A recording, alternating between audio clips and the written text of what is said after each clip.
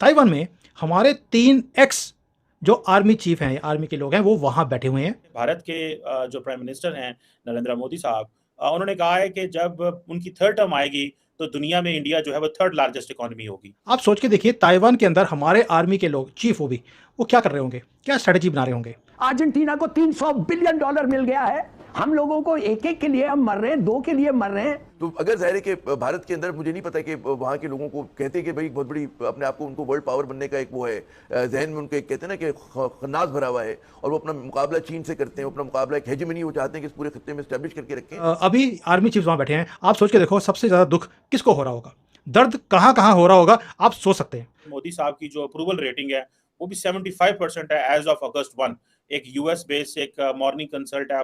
कमाल है, $300 billion Argentina को आईएमएफ ने दिया है। क्यों दिया है? उसको बोलते हैं जलवा। बिना नाम लिए हमने ऐसी जगह पे लात मारी है जहां पर दर्द इतना हो कि आवाज भी ना निकाले अगला। मोदी साहब ने जब यहाँ कांग्रेस में आके स्पीच दी थी अमेरिका में, तो उन्होंने कहा था पिछली दफा जब मैं यहाँ आया था अमेरिका की स्पीच दी थी तो Indian Academy was at number 10। दूसरी टर्म में आ रहा हूँ यहाँ पे अपने, and Indian Academy is number 5। तो ये रियलिटी है।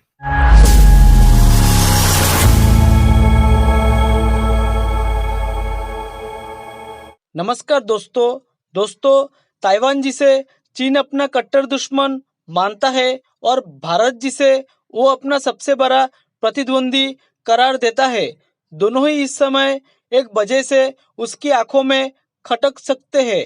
वजह है कि भारतीय सेनाओं के 3 रिटायर चीफ का ताइपे में होना। भारतीय सेना के पूर्व मुखिया जनरल एम नरवणे, पूर्व वायुसेना प्रमुख RKS भदौरिया और पूर्व नौसेना प्रमुख एडमिरल करमबीर सिंह इस समय ताइवान की राजधानी ताइपे में है। ये तीनों पूर्व प्रमुख कैटागलन फोरम की तरफ से आयोजित इंडो पैसिफिक सिक्योरिटी डायलॉग के लिए ताइपे में है। माना जा रहा है कि ये तीनों ही यहाँ पर भारत का प्रतिनिधित्व कर रहे हैं। ऐसे समय में जब चीन लोकतांत्रिक देश ताइवान को डराने की कोशिश कर रहा है और इसके आसपास सैन्य ताकत बढ़ा रहा है, इन तीनों पूर्व प्रमुखों का ताइवान में होना चीन को हैरान कर सकता है।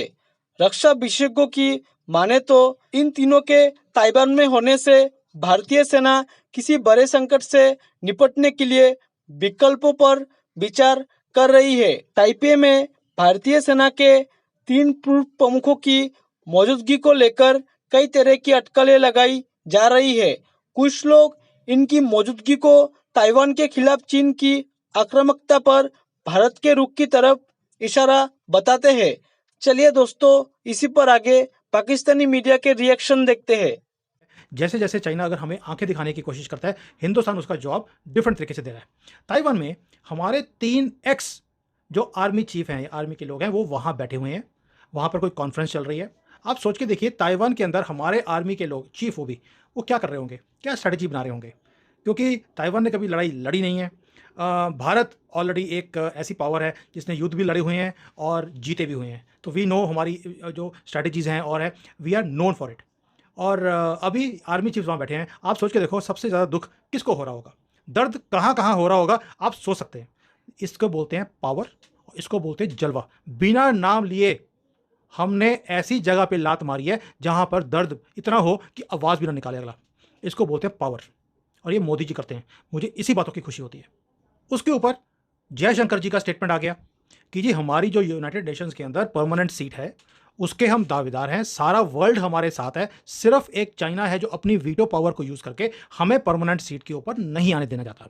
क्यों? चाइना को लगता है कि भारत अगर यूनाइटेड नेशंस के अंदर भी पैरेलल आके बैठ गया तो दर्जा भारत का और चाइना का बराबर आ जाएगा। वो ये नहीं चाहता। सो इसलिए वो हमारी पोजीशन को ब्लॉक करता है बार बार।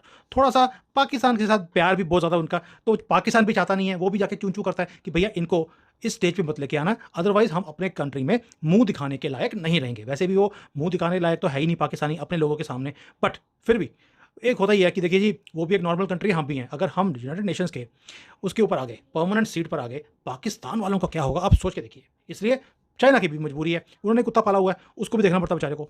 ये होगी दूसरी न्यूज़ जो जयशंकर जी ने चपेट मारी है। अब उसके बाद क्या हुआ है कि जब हम भी कुछ करेंगे तो दूसरा भी कुछ करेगा। अब चाइना ने हमारे G20 के ऊपर, आपने सुना होगा न्यूज़ में, कि जो हमारा वसुदेव कंडूम हमने लिखा हुआ है उसको इन्होंने बोल दिया we have a objection for it. मेरी अपनी एक एनालिसिस डिफरेंट है इसके ऊपर कि वो ऑब्जेक्ट क्यों कर रहे हैं।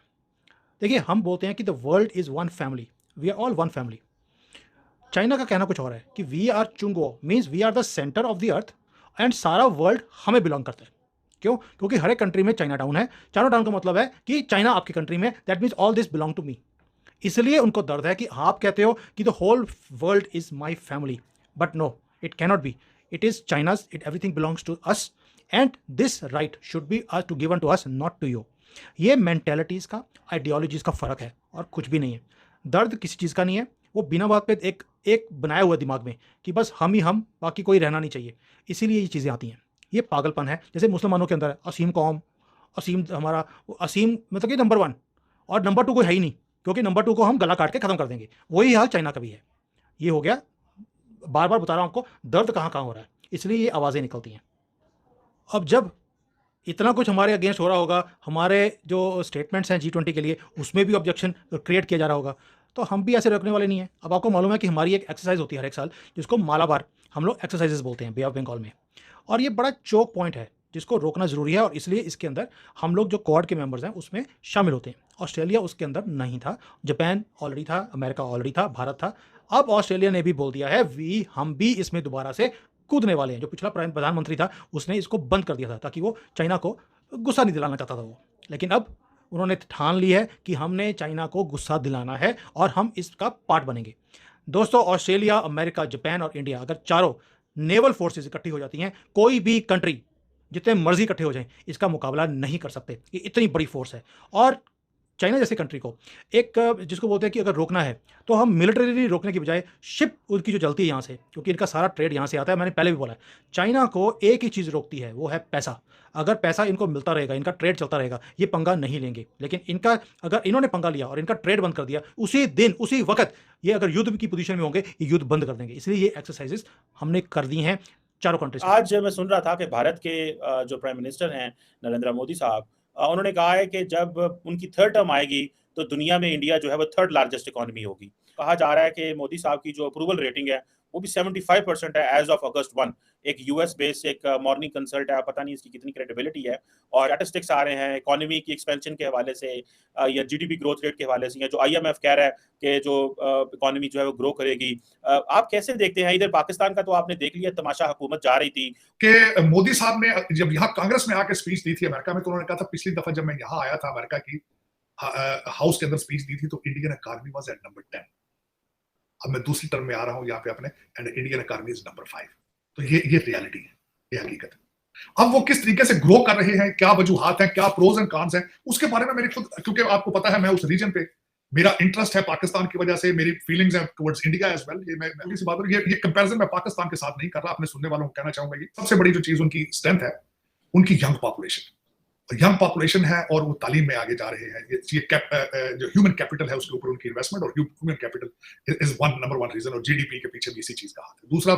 दूसरा पॉइंट है मेरा कि कोविड की वजह से पूरी दुनिया की इकोनॉमी स्लगिश हुई है और उसका फायदा भारत ने उठाया। तीसरा पॉइंट जो मैं बताना चाहता हूं कि चाइना और अमेरिका जब आपस में ट्रेड वॉर में जा रहे हैं, उसका फायदा भी भारत उठा रहा है। उसके बाद जो इसका चौथा पॉइंट है मेरा कि इस वक्त अमेरिका के अंदर सोशलिज्म है, अमेरिका सुस्ती का शिकार है अमेरिकन।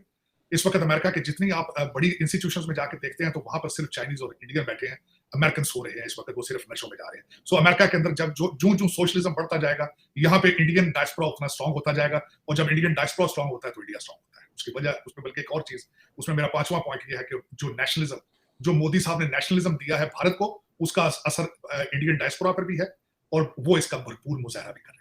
जय हिंद दोस्तों, स्वागत है आपका आपके YouTube चैनल जय हिंद पर। वीडियो को लाइक और चैनल को सब्सक्राइब जरूर करें, और हम आपके लिए पाकिस्तानी मीडिया के एक से बढ़कर एक लेटेस्ट वीडियो लाते रहेंगे।